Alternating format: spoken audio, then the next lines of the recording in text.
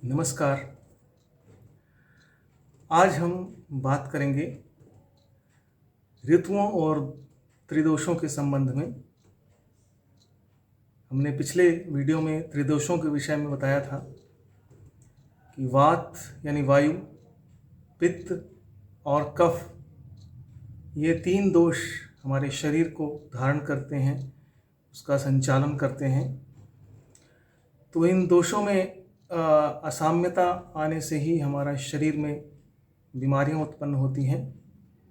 तो आज हम बात करेंगे कि किस ऋतु में कौन सा दोष जो है वो प्रबल होता है, किस दोष का किस ऋतु में संचय होता है, एक्यूमुलेशन होता है, किस दोष का किस ऋतु में प्रकोप होता है यानी विशेषण होता है, और किस ऋतु में किस दोष का शमन होता है या पैसिफिकेशन होता है। तो सबसे पहले हम वायु को लेते हैं, वात दोष को। तो शार्ंगधर संहिता में बहुत ही अच्छी तरह इसके विषय में बताया गया है कि ग्रीष्मे संचीयते वायुः प्रावृट काले प्रकुप्यति।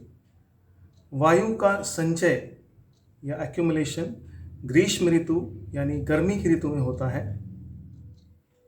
तो इसको अगर हम महीनों की दृष्टि से देखें तो वैशाख और ज्येष्ठ मास यानी अंग्रेजी कैलेंडर के अनुसार अप्रैल और मई का महीना, तो इन महीनों में वायु का यानी वात का संचय होता है, एक्यूमुलेशन होता है, और इसका प्रकोप प्रावृट ऋतु में होता है यानी आषाढ़ और श्रावण के मास में। अगर हम अंग्रेजी कैलेंडर के हिसाब से देखें तो जून और जुलाई के महीने में वायु का प्रकोप होता है और वायुजन्य व्याधियाँ, बीमारियाँ उत्पन्न होती हैं।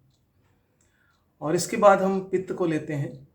पित्त का संचय जो है, इसके विषय में शार्ंगधर संहिता में लिखा है, वर्षासु चीयते पित्तम शरत काले प्रकुप्यति। यानी वर्षा ऋतु में पित्त का संचय होता है और शरत ऋतु में इसका प्रकोप होता है।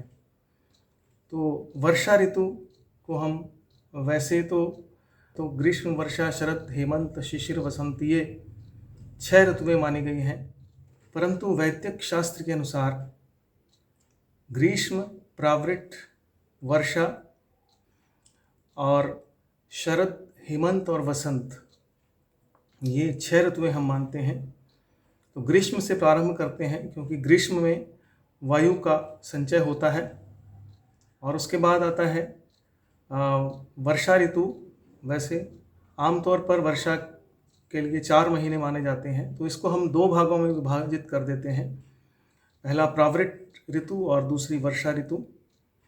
तो प्रावृट ऋतु में हमने बात की कि वायु का प्रकोप होता है, और उसके बाद वर्षा ऋतु में यानी भाद्रपद और आश्विन में, जिसे हम कहेंगे अंग्रेजी कैलेंडर के अनुसार अगस्त एंड सितंबर में, पित्त का संचय होता है, और शरद ऋतु में इसका प्रकोप होता है। तो शरद ऋतु को हम मानते हैं कार्तिक और मार्गशीर्ष के महीने में, यानी अक्टूबर और नवंबर के मास में पित्त का प्रकोप होता है, यानी पित्तजन्य व्याधियाँ, पित्तजन्य बीमारियाँ उत्पन्न होती हैं। और इसके बाद हम कफ की बात करते हैं। कफ के विषय में लिखा है, हेमंते चीयते श्लेष्मा वसंते च प्रकुप्यति। यानी हेमंत ऋतु में कफ का संचय होता है, एक्यूमुलेशन होता है। हेमंत ऋतु यानी सर्दी की ऋतु, इसे हम पौष और माघ महीने को में काउंट कर सकते हैं, या अंग्रेजी कैलेंडर के अनुसार दिसंबर और जनवरी की जो महीना है, इसमें कफ का संचय होता है प्राकृतिक रूप से, और वसंत ऋतु में उसका प्रकोप होता है। तो वसंत ऋतु को हम मानते हैं फाल्गुन और चैत्र, यानी फरवरी और मार्च, इन महीनों में कफजन्य व्याधियाँ उत्पन्न होती हैं, कफज रोग उत्पन्न होते हैं, कफ का प्रकोप होता है। तो ये हमने संचय और प्रकोप की बात की। अब हम शमन पर आते हैं, पैसिफिकेशन पर आते हैं कि स्वाभाविक रूप से ये तीनों दोष किस किस ऋतु में इनका शमन होता है, इनकी शांति होती है। तो इसके विषय में शारंग्धर संहिता में लिखा है कि प्रायेण प्रशमं याति स्वयमेव समीरिणः, कि ये इन सभी जो दोषों का स्वाभाविक रूप से अपने आप ही ऋतु अनुसार शमन हो जाता है। जो स्वाभाविक रूप से बढ़ते हैं उनका स्वाभाविक रूप से शमन होता है, पैसिफिकेशन होता है।